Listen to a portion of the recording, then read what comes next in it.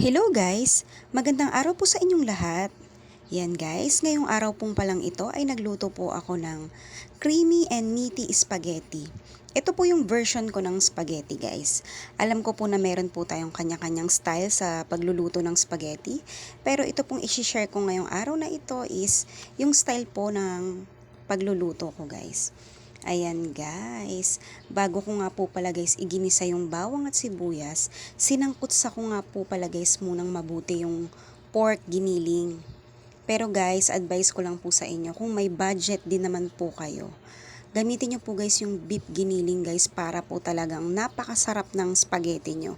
Promise guys. Pero sa amin guys kasi, ayan, sa mga nagtitipid yung pork, okay na po yan. Yan guys, pinino ko nga po pala guys yung gayat dun sa bawang at sibuyas para guys maiwasan yung kapag buo-buo kasi guys hindi siya masarap sa spaghetti. So mas prefer ko po talaga yung pino siya. Ayan guys, kapag nakita nyo nga po pala guys na ganyan, kulay brown na siya. Ayan, ibig sabihin yan, sangkutsadong mabuti na po yan guys. At nagdagdag nga po pala tayo dyan guys ng pampalasang sangkap. Yan nga guys, naglagay po ako ng pamintang pino. At syempre guys, para maging meaty ang ating spaghetti, nagdagdag na nga rin po pala ako dyan ng 2 pork cubes. Yan guys. Di po kasi ako naglalagay guys ng magic sarap o bechin sa spaghetti sauce. Talaga pong nilalagay ko is yung pork cubes. Ayan guys, tapos idinagdag ko na nga rin po pala guys yung hotdog. Pero guys, bago ko yan inilagay yan dyan guys, inihalo dun sa giniling. Inilaga ko na po ng bahagya yan guys, para siguradong luto po yung hotdog. Para lang guys, mabawasan yung niya, yung kulay red ng hotdog. Pero kahit nga po guys, napakuluan ko po ng bahagya yung hotdog, hindi naman po natatanggal talaga yung kulay red niya. Ayan guys. And then guys, inihalo ko na nga rin po pala itong sauce. Ayan. 2 packs nga po pala yan. Bali, 2 kilong sauce. Sa isang pack is 1 kilogram. So, dalawang pack po yan. 2 kilograms kasi guys, ano po yung pasta ko? 2 kilo din. Ayan guys.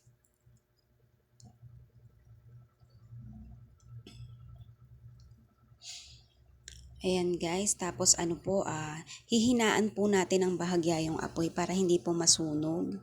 Kasi kapag po guys, may sauce na siya, parang ang bilis po niyang masunog sa ilalim. So kapag nagluluto po ako ng spaghetti sauce, lang yan guys, medium heat lang. Hindi ko yan talaga pinupul. Para maiwasan po yung pagkasunog dun sa ilalim ng kawali.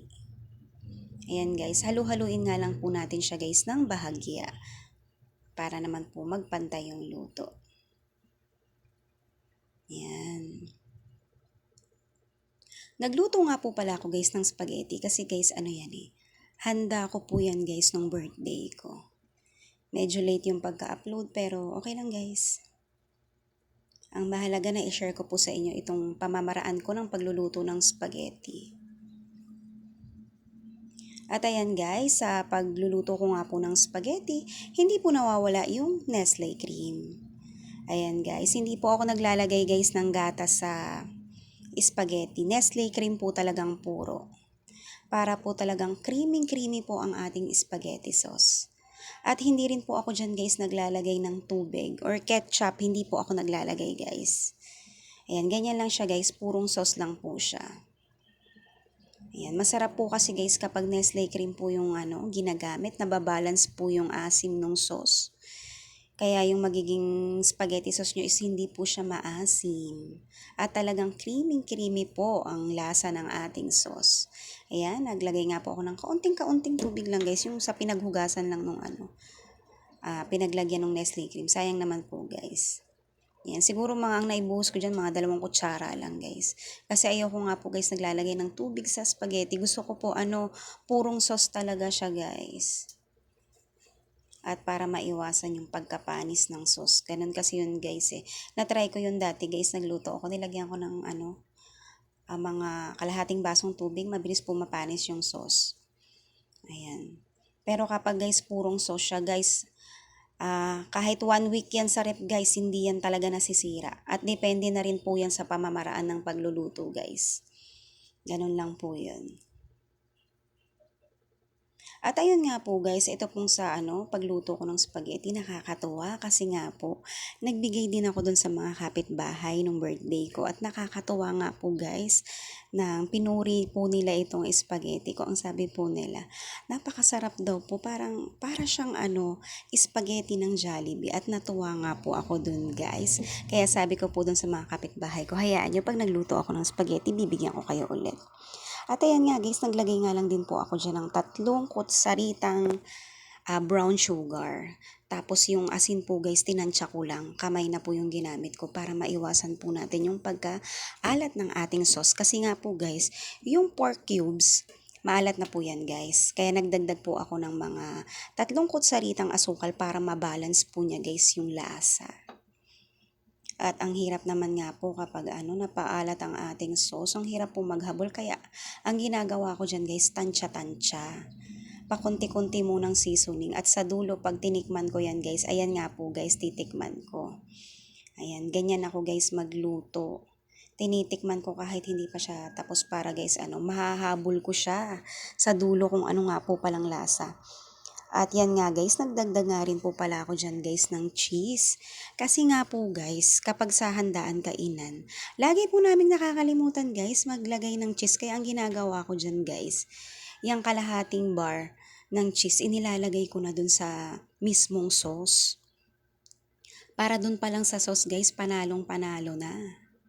At ayan nga po guys, nung kumulo-kulo na nga po guys, ayan. Kikita nyo naman po guys, ayan yung cheese talagang nag-uumapaw. Kasi napakasarap nga po guys sa spaghetti ng napakaraming cheese.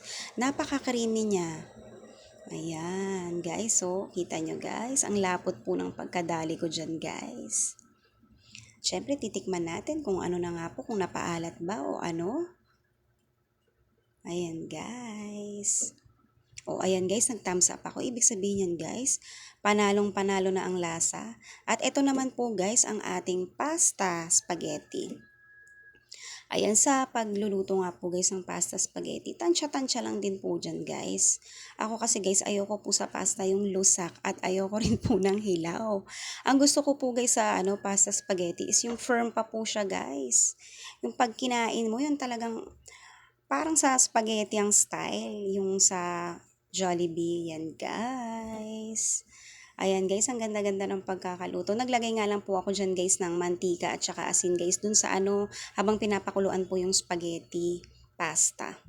Para maiwasan yung pagkadikit-dikit niya guys. At dun pa lang sa pasta guys, may lasa na siya. At ayan nga po guys. Maraming salamat po sa panonood. Thank you so much po guys and God bless po sa ating lahat. Hanggang sa mga susunod na vlog ko po ulit. Bye-bye po guys. God bless po.